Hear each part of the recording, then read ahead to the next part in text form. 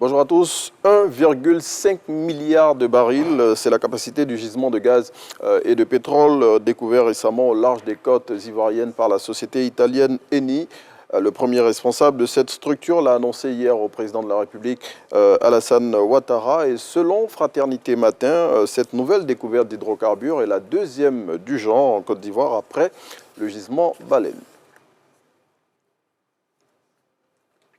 L'expression nous apprend qu'un vaste mouvement a été opéré au sein du corps préfectoral récemment. Selon le confrère, le président de la République a procédé à la nomination de nouveaux préfets et sous-préfets dans les districts autonomes d'Abidjan et de Yamoussoukro et dans plusieurs régions de la Côte d'Ivoire.